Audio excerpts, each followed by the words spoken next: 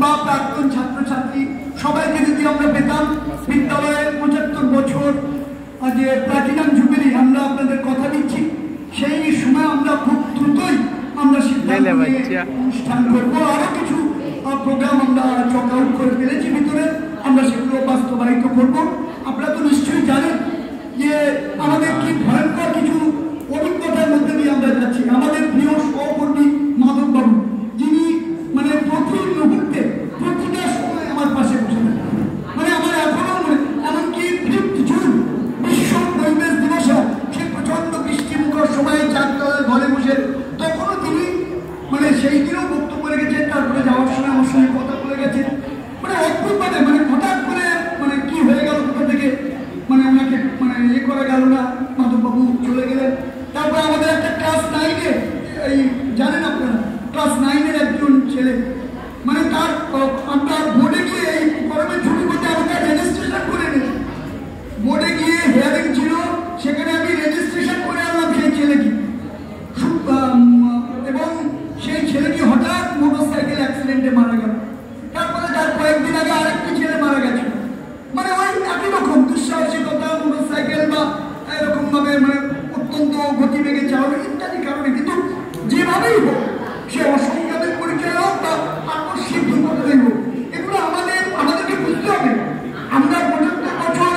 বিদ্যালয়ের platinum jubilee celebration যেমন করছি আমরা বিভিন্ন অনুষ্ঠানের মধ্যে দিয়ে, একই সঙ্গে আমাদের এই যে ব্যথাগুলো, এই ব্যথাগুলোকেও আমাদের অতিক্রম করতে কিছুটা সময় লাগে।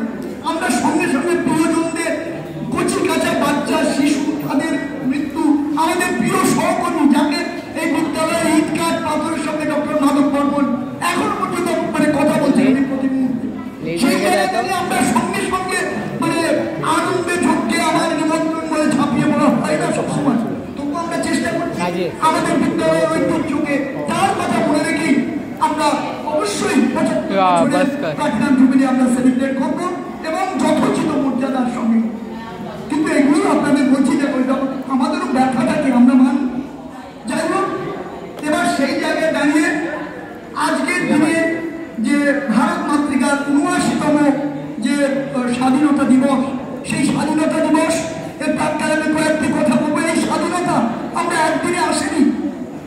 আমি প্রতিবারই বলি, সেই আপনারা প্রায় 200 বছরের নিঠুরা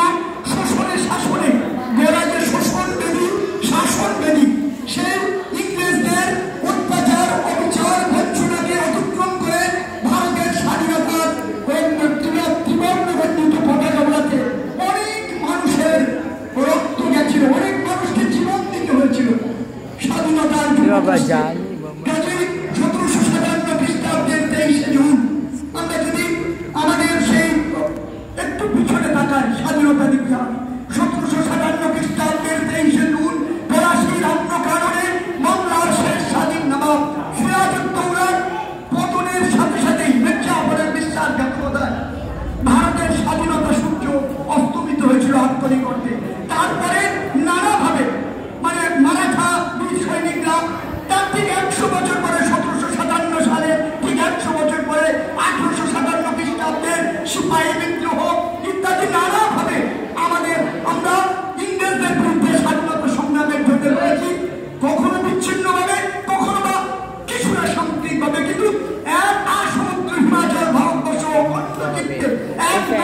জাতি এক সত্য হয়ে ইংরেজদের বিরুদ্ধে আমরা লড়তে পারিনি। সে কারণে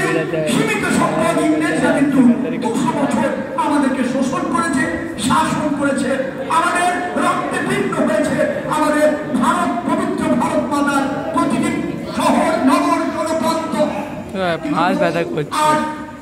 আমরা স্বাধীন। নেতাজি সুভাষ বসুর সেই অনার মুক্তি বাহিনীর শিলমর বীর গাথা, তোমরা আমাকে রক্ত দাও, আমি তোমাদের স্বাধীনতা দেব। তোমরা জানো মহাত্মা গান্ধী এবং মানে মাতঙ্গিনী হাজরাকে আমরা কিছুদিন আগে স্মরণ করেছি। সেই গান্ধীপুরী মাতঙ্গিনী হাজরা মেদিনীপুরের প্রধানরা, তিনি কি করলেন? ইংরেজদের গুলির সামনেও ত্রিবর্ণ রঞ্জিত পতাকা ধরেছিলেন এবং পথ পথ করে উঠছিল আকাশে। ইংরেজরা 10 শুনেছিল মাত্র ইংরেজ সেই ভয়ঙ্কর যে এখনই পতাকা ছেড়ে দিন, তবে পতাকা কিন্তু মাতঙ্গিনী হাজরা ছাড়েনি। ইংরেজদের গুলি বিভিন্ন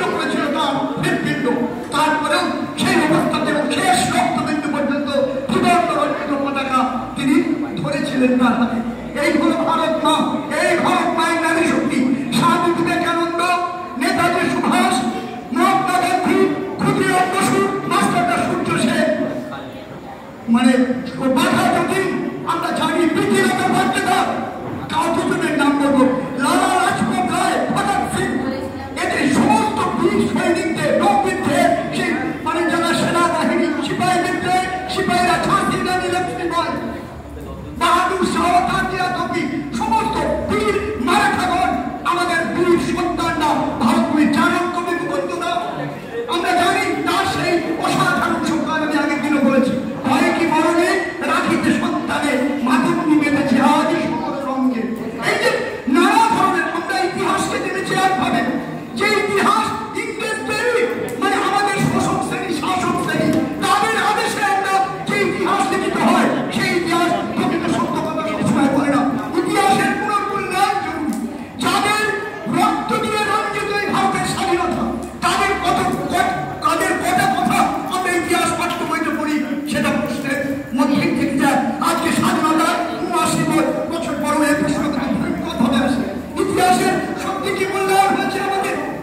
না হলে নেতাজি ১০০ বছর পরও নেতাজি সুভাষ বসু আমাদের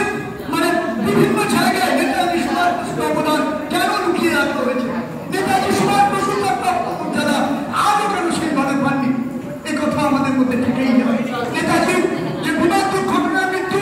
আজকের পেপারে আমি দেখছিলাম যে সরকারই বলছিলেন যে ১৯৪৫ সালে ১৯৪৬ সালে এই পশ্চিমবঙ্গে এসে একটি জেল পরিদর্শন করতে এসে যে আমি বিশ্বাস করি না সুভাষ মারা গেছে যেই বলুক না কেন সুভাষের চিতাবস্ত্র আনলেও গান্ধীজি বলেছিলেন বিশ্বাস করি না সুভাষ কোথাও না কোথাও আছে এবং আমি আরো বিশ্বাস করি না নেতাজি সুভাষ ওই বিমান দুর্ঘটনা আমরা সবাই জানি বিভিন্ন ইতিহাসের গবেষণা যাই হোক এটা একটা মানে অদ্ভুত তার বীরত্বের কাহিনী নেতাজি সুভাষের আমাদের যারা ফাঁসির মঞ্চে জীবনের জয়গান দিয়েছেন যেসব পুরুষ সৈনিকরা স্বাধীনতার ভগৎ সিং ক্ষুদিরাম বসু মাস্টারদা সূর্য সেন ঋষি অরবিন্দ আবার সুকান্ত ভট্টাচার্য কাজী নজরুল ইসলাম রবীন্দ্রনাথ ঠাকুর দেশবন্ধু চিত্তরঞ্জন দাসের সেই অমরগাথা সীমান্ত গান্ধী খান আব্দুল গফ্ফার খান যিনি মানে নিজেকে নিয়োজিত করেছিলেন আপনারা জানেন সেই সময় ইংরেজরা দ্বিজাতি তত্ত্বের তত্ত্ব দিয়ে ভারত মাকে দুভাগে ভাগ করতে চাইছিল সেখানে সীমান্ত গান্ধী খান আব্দুল গফ্ফার খান হিন্দু এবং মুসলিমদেরকে মিলনের বার্তা দিচ্ছিলেন বারবার ইংরেজদের প্রচারের বাধা দিলেন কাজী নজরুলের সেই বিখ্যাত গান হিন্দু এবং মুসলিম ওই জিজ্ঞাসা খুঁজছেন কান্ডারি বড় কমেছে মানুষ সত্তার নর্মা এই যে গান মানে মানে কাজী নজরুলের ওরা একই বৃত্তে দুটি কুসুম হিন্দু মুসলমান মুসলিম তার নয়নমণি হিন্দু তাহার প্রাণ এই যে একই মায়ের সন্তান আমরা অভিন্ন ভারত মায়ের আজ এই স্বাধীনতা দিবস মানিয়ে সেই অখণ্ড ভারত ভূমির বার্তা ভারত কোনো আমেরিকান কলোনি নয় ভারত কোনো বিদেশি পরিবেশ নয় যে আমেরিকান প্রেসিডেন্ট সেখান থেকে তার ফটোয়াদের উঠাবেন আমরা মাথা পেতে দেবো না সম্প্রতি আমাদের প্রধানমন্ত্রী সেই বার্তায় দিয়েছেন মুখে দাঁড়ানোর বার্তা যে বিপরীত স্থলে উই মাস্ট ওয়েক আপ আমরা জেগে উঠবো একটা জাতি হিসাবে আমাদের ভূখণ্ডে আমাদের পার্লামেন্টে যখন বক্তব্য চলছে মার্কিন মুলুক থেকে মানে অন্য বার্তা আসছে মানে এর কল্পনা আমরা করতে পারি না আমরা অত্যন্ত আবেগের সঙ্গে আনন্দের সঙ্গে বলছি আমাদের প্রধানমন্ত্রী কিন্তু ভয়ঙ্করভাবে বার্তা দিয়েছে যে আমাদের কৃষকের স্বার্থ দেশের স্বার্থ দেশের অখণ্ডতা আমরা কোনোভাবেই মানে তার সঙ্গে সব এ করবো না কম্প্রোমাইজ করবো না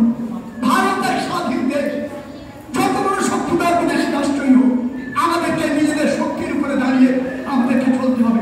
১৫০ কোটি ভারতবর্ষী আপনারা জানেন যদি ধর্ম দিয়ে বিভাজন সঠিক হতো তাহলে ভারত ভেঙে পাকিস্তান হয়েছে সেই পাকিস্তান ভেঙে আবার পাকিস্তান বাংলাদেশ হয়েছে আবার এখন জানেন বাংলাদেশে কি ভয়ঙ্কর ব্যাপার চলছে কাজেই ধর্মের বিভাজন কখনোই বাস্তব সত্য নয় আমাদের একটাই ধর্ম